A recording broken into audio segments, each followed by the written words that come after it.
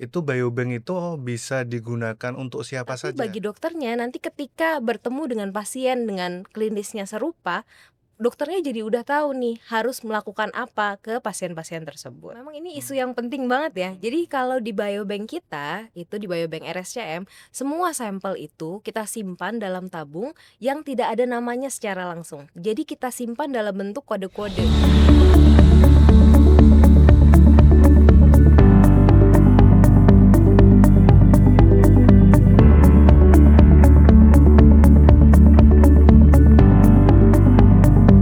Halo sobat RSCM, nama saya Ekvan Danang. Hari ini kita akan bahas suatu topik nih yang sepertinya sangat menarik, yaitu terkait biobank. Nah, di sebelah saya sudah ada nih narasumber yang sangat advance atau terkait biobank itu. Beliau adalah Dr. Selvi Nafisa Shahab, spesialis mikrobiologi klinik dari Clinical Research Unit ya dok ya? Ya, Ya, jadi sobat-sobat RSCM pada pagi hari ini kita akan bahas biobank. Nah, biobank itu apa nanti akan dibahas dalam podcast ini. Mungkin ya pertanyaan yang pertama sih dok ya, ini yang eh, umum terlebih dahulu. Apa sih dok yang dimaksud dengan biobank itu? Dan itu biobank itu bisa digunakan untuk siapa saja? Apakah bisa digunakan untuk pasien ataupun bisa digunakan untuk peneliti? Seperti itu sih dok. baik. Terima kasih Dokter Ekvan atas introduksinya. Iya, jadi mungkin biobank ini istilah yang agak asing ya untuk orang-orang ya. Iya betul. Jadi biobank ini sebenarnya adalah fasilitas untuk mengumpulkan, menyimpan, dan mengelola sampel biologis. Misalnya darah, jaringan, DNA, beserta dengan data yang terkait dengan individu-individu yang diambil sampelnya itu. Nah, sampel-sampel ini disimpan utamanya itu untuk disimpan jangka panjang. Hmm. Nah, biasanya memang itu untuk penelitian, Hmm. tapi sebenarnya tidak menutup kemungkinan kalau sampel-sampel itu kita simpankan juga untuk pasien-pasien yang tidak terlibat dalam penelitian. Misalnya, ada pasien-pasien dengan penyakit khusus atau dengan penyakit langka tertentu yang mungkin teknologi saat ini belum tersedia nih untuk menegakkan diagnosis pada pasien itu. Jadi bisa kita simpankan dulu sampelnya dalam jangka panjang. Nanti kalau misalnya teknologi sudah berkembang atau ada alat-alat baru, nah itu bisa kita lakukan pemeriksaan di sampel-sampel itu. Sehingga mungkin terkesannya itu tidak bermanfaat bagi pasiennya secara langsung ya. Tapi bagi dokternya nanti ketika bertemu dengan pasien dengan klinisnya serupa, dokternya jadi udah tahu nih harus melakukan apa ke pasien-pasien tersebut, gitu. Gitu ya. Betul, betul, betul. Nah, kemudian gimana sih dok cara kita mendapatkan sampel biologis tersebut? Terus kira-kira apa aja sih? Seperti tadi kan kayaknya udah disebutkan sedikit ya, sampel biologis yang disimpan kayak darah seperti itu. Mungkin bisa disebutkan lagi kira-kira apa aja selain darah yang bisa kita simpen di biobank itu? Iya, baik, terima kasih. Jadi kalau untuk, disimpankan sampelnya di biobank, pertama kita harus dapat namanya informed consent Mmm. atau persetujuan tertulis dari pasien. Jadi pasien itu harus setuju dulu atau orangnya ya, nggak harus pasien sih ya. Nah, orangnya itu harus setuju bahwa sampelnya itu akan kita simpankan jangka panjang. Dan kalau ini dalam konteksnya penelitian, berarti subjek tersebut harus setuju bahwa akan mengikuti penelitian tertentu itu. Nah, untuk jenis sampelnya apa, sebenarnya tergantung kembali lagi ke peneliti atau kembali ke gejala klinis pada pasien. Mhm. Jadi tergantung dari penelitinya, jadi bisa berbagai macam, jenis sampel biologis ya. Jadi selain darah, itu bisa juga, serumnya atau jaringannya atau, tergantung organ yang mengalami gangguan pada pasien, gitu. Mmm, iya, cukup menarik ya, apa saja yang bisa disimpan di biobank itu ya. Lalu kira-kira nih Dok, kalau orang Indonesia itu kan kadang takut nih terkait, hal-hal yang berkaitan dengan sampel biologis ya, takut, keamanan datanya bagaimana, terus privasinya bagaimana, seperti itu. Nah, untuk biobank sendiri, apakah keamanannya bisa dijaga atau enggak kayak gitu gimana sih, Dok, terkait hal tersebut? Ya, baik. Jadi, memang ini isu yang penting banget ya. Jadi kalau di biobank kita, itu di biobank RSCM, semua sampel itu kita simpan dalam tabung yang tidak ada namanya secara langsung. Jadi kita simpan dalam bentuk kode-kode. Nah, kode-kode ini nanti akan kita punya database-nya. Kode-kode tertentu ini punyanya orang yang mana sih gitu. Oh ya. Nah, sedangkan database kita itu aksesnya terbatas dan dia memang kita jaga gitu kerahasiaannya. Nah, selain itu dari lab-nya sendiri pun kita itu akses terbatas. Jadi kalau di RSCM ini kita pakai face recognition. Jadi hanya orang-orang yang berwenang saja yang bisa masuk ke dalam ruang lab-nya gitu. Gitu ya. Pasti aman ya, Dok, ya berarti ya kalau kita simpen, jaringan kita di biobank RSCM ini ya, Dok, ya? Nggak Iya. mungkin, kalau isunya kan, oh mungkin bisa dijual tuh ke luar negeri, pasti nggak ada ya kayak Enggak gitu. dong, iya. Jadi kita tetap menjaga integritas dan menjaga keamanan dari masing-masing sampel dan masing-masing data. Baik baik. Nah kemudian, Dok, kira-kira kalau orang Indonesia yang sekarang ini udah tahu kan ada tuh yang namanya bank darah ya. Nah, itu apa sih yang membedakan bank darah itu sama biobank ini? Hmm, jadi kalau berdasarkan namanya aja jelas ya, kalau bank darah berarti dia memang khusus untuk darah dan produk-produk darah. Sedangkan biobank itu seperti yang tadi kita udah diskusi ya, Mhm. bahwa sampel biologisnya itu bisa berbagai macam, tergantung kebutuhan. Nah, kalau bank darah, darah itu disimpan dan diproses untuk nanti selanjutnya diberikan ke pasien yang lain gitu ya, yang membutuhkan transfusi darah. Nah, sedangkan kalau biobank itu sampel-sampel biologisnya itu nggak akan kita kasih ke pasien mana-mana lagi, tapi nanti akan digunakan, tergantung untuk kepentingan, penelitian kah, untuk kepentingan diagnostik kah, gitu. Jadi nanti tergantung tujuan dari penyimpanan sampel-sampel di biobank itu. Oh, baik baik. Nah, kemudian, Dok, kan kalau biobank ini kayaknya masih sedikit ya, Dok, ya, di Indonesia ya utamanya. Kira-kira tantangan terbesarnya ketika pengelolaan biobank itu bagaimana? Mungkin dari sobat RSCM ini ada yang tertarik tuh untuk bikin seperti itu. Baik. Jadi untuk biobank itu memang tujuan utamanya adalah untuk penyimpanan sampel biologis jangka panjang.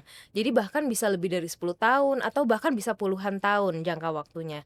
Nah, yang paling penting dari suatu biobank itu ya, kita juga perlu menjaga kualitas dari sampel-sampel biologis yang kita simpan. Jadi itu tuh segala macam penjagaan suhunya, kemudian tadi keamanannya, kemudian integritas datanya juga. Karena kan kalau sampelnya kita simpen, datanya hilang, jadi percuma ya. Oh iya, betul betul betul betul. Jadi memang penting banget kita jaga sebenarnya itu yang utama yang jadi, tantangan terbesarnya, gitu. Berarti memang harus terintegrate gitu ya, Dok, ya, Mmm, antara sampel yang disimpan sama data-data yang udah kita simpan betul. juga. Nah, kemudian, Dok, kalau sekarang kan yang lagi hits itu, yang berkaitan dengan terapi yang personalized atau precision medicine. Mmm, Nah, kira-kira biobank ini bisa nggak sih, atau kontribusinya bagaimana terkait precision medicine itu? baik. Jadi kalau untuk precision medicine, itu kan ada banyak komponen ya sebenarnya, melihatnya dari sisi apa. Intinya adalah kita berusaha memberikan terapi sespesifik mungkin pada pasien, gitu. Nah, hubungannya misalnya ya, kita misalkan biobank ini digunakan untuk penelitian genomik. Nah, nanti dari subjek-subjek yang sampelnya kita simpan itu, mungkin kan nggak bisa semuanya langsung kita periksa sequencing gitu ya, karena kan butuh waktu, kemudian butuh biaya juga. Nah, dengan adanya biobank kita bisa nih sedikit-sedikit gitu ya melakukannya, sisanya kita simpan. Nah, kemudian nanti kalau semuanya udah, nanti bisa kita bandingkan satu dengan yang lain. Kira-kira keunikannya seperti apa sih orang Indonesia? Karena mungkin kalau kita lihat dari referensi saja, itu kan data-data genomik banyaknya itu dari ras Kaukasia. Jadi mungkin beda banget nih sama Asia apalagi Indonesia. Nah, dengan kita simpan sendiri, dengan kita nanti periksa sendiri juga, nanti kita bisa bandingin nih, apa sih yang unik di orang-orang Indonesia? Sebenarnya keunikan itu bermasalah nggak sih ke kesehatannya? Terus kemudian nanti kita bisa lihat juga di orang-orang tertentu, itu misalnya dia punya gen sesuatu yang bikin dia tuh ternyata nggak bisa loh dapat obat apa gitu. Sehingga misalnya kalau dia kena kanker, dia nggak boleh nih dikasih obat ini, bolehnya dikasih obat ini gitu. Nah, terapi yang personalized atau precision medicine itu mengatur tentang itu, pasien yang mana harus dapat apa. Betul betul betul. Nah, kemudian Dok, kira-kira bagaimana ya Dok ya, terkait etika yang perlu dipertimbangkan ketika kita mengoperasikan biobank ini, seperti itu. Mungkin kadang, terkait etika ini agak sensitif ya, seperti itu. Mungkin bisa Betul. dijelaskan? Iya, jadi ini memang hal yang sangat-sangat sensitifnya ya dari biobank ini. Ya, Nanti sampelnya akan dikemanain, akan betul. apa gitu. Nah, makanya jadi untuk itu dari awal, dari bahkan sampelnya itu sebelum kita ambil, itu pasien harus inform consent dulu. Jadi harus memberikan persetujuan tertulis dulu bahwa sampelnya ini akan kami simpankan Mhm, gitu, simpankan jangka panjang. Atau kalau memang akan terlibat dalam suatu penelitian, pasiennya sudah setuju bahwa akan mengikuti penelitian tertentu. Sehingga sampel yang kita simpankan itu nanti memang hanya akan digunakan untuk penelitian itu saja. Nah, ketika misalnya teknologi sudah semakin maju gitu ya, ya. atau penelitinya punya ide baru, akan dilakukan penelitian baru lagi nih menggunakan spesimen yang sama, menggunakan sampel yang sama yang sudah disimpan di biobank. Nah, itu pasiennya harus di-inform consent lagi gitu, harus dimintai persetujuan lagi apakah pasiennya bersedia untuk mengikuti penelitian lagi yang baru gitu, meskipun tidak diambil lagi sampelnya secara ulang, gitu kurang lebih yang, kita lakukan untuk menjaga agar berjalan sesuai dengan etik, gitu. Iya. Berarti sebenarnya sangat membantu ya, Dok, ya, dari segi pasiennya tidak perlu mengambil darah ulang Ya, seperti itu, dari peneliti juga mungkin, inform konsennya aja ya yang perlu 2 kali atau beberapa kali seperti itu iya. ya, Dok, ya? Dan untuk pengajuannya pun dari awal kita dibantu oleh komite etik ya, ada komite etiknya di RSCM ini. Jadi ketika ada peneliti yang ingin mengambil sampel tertentu, sampel biologis tertentu, digunakan untuk pemeriksaan tertentu, itu harus ditelaah dulu untuk memastikan bahwa semua yang dilakukan di penelitian ini sudah sesuai dengan etisnya, gitu. Ya ya ya, baik baik.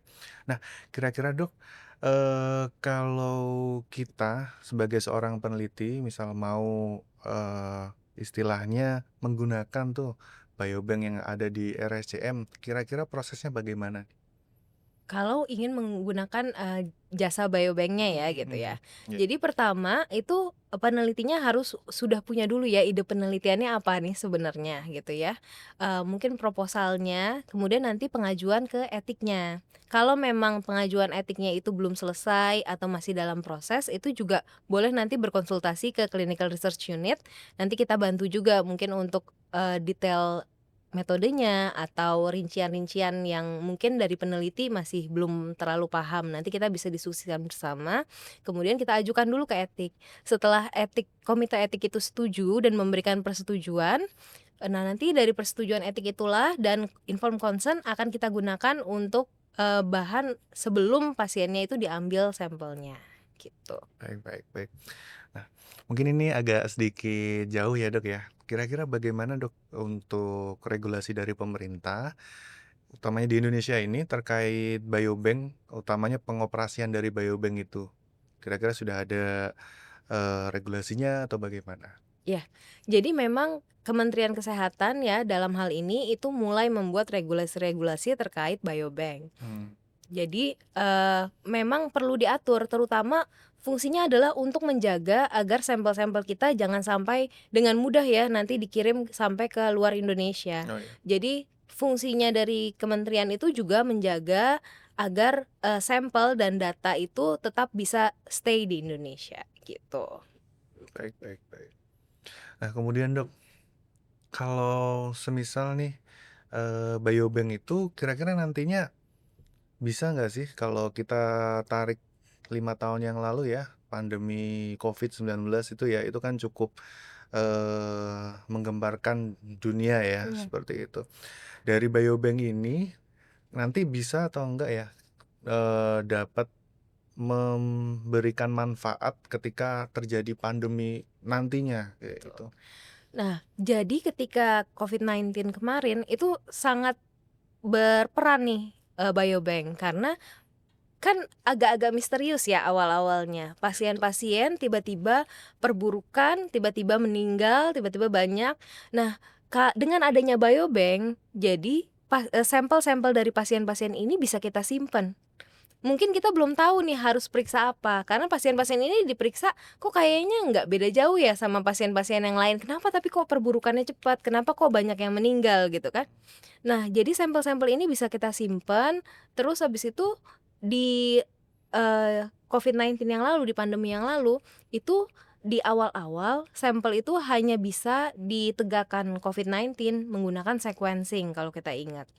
Nah, sequencing-nya itu kan akhirnya juga bisa mendapatkan penyebabnya virus ini juga karena disimpankan sama dokternya ya, Iya. disimpenin sampelnya, terus habis itu diperiksain semuanya secara detail. Nah, dengan adanya biobank ini juga adanya nanti pengembangan-pengembangan metode diagnostik yang lain. Di awal-awal itu hanya bisa menggunakan sequencing dan kapasitasnya terbatas. Metode sequencing juga cuma bisa dikerjakan di sedikit lab gitu ya. Bahkan di Indonesia waktu itu baru sedikit banget yang bisa ngerjain sequencing. Nah, dengan adanya sampel-sampel ini disimpan, materi biologisnya ini disimpan, kemudian DNA virusnya itu juga disimpan kan. Nah, itu jadi bahan untuk pengembangan, akhirnya dikembangkan tuh metode molekuler yang lain gitu misalnya menggunakan PCR. Nah, itu kan lebih sederhana, lab yang mengerjakan juga lebih banyak, harganya juga lebih murah, akhirnya lebih banyak juga pasien yang bisa didiagnosis gitu. Pasien-pasien yang awal, pasien-pasien yang diambil sampel biologisnya untuk disimpan di biobank mungkin nggak merasakan manfaatnya. Tapi kita bisa lihat berapa juta orang yang terselamatkan dengan adanya sampel-sampel yang disimpan di awal itu. Jadi peran biobank ini sangat penting dalam pandemi ini. Kita bisa mencari tahu nih, kira-kira yang sekarang lagi ada apa sih? Pasien-pasien yang kenapa-kenapa itu ternyata kenapa gitu kan. Oh iya, Jadi kita betul betul bisa betul. menguak misterinya gitu Iya ya. iya, Kita bisa bandingin antara pasien satu dengan pasien yang lain gitu. baik baik baik. Nah, kemudian yang hot topic sekarang ini, Dok, ya. Ini kan yang lagi tren itu terkait, artificial intelligence ya atau Mhm. AI. Nah, kira-kira penggunaan data kita atau penyimpanan data kita di biobank itu apakah nantinya akan terpengaruh oleh AI tersebut ya atau bagaimana? Iya. Jadi kalau kecerdasan buatan atau AI itu ya, sebenarnya jangan kita pandang dia merusak aja gitu ya, Mmm, tapi dia tuh sebenarnya juga bisa membantu kita, tergantung perbatasannya kita seperti apa gitu ya. Tetap ada data yang boleh kita menggunakan AI, ada juga yang nggak boleh, dan seberapa jauh sih AI kita pakai untuk membantu kita.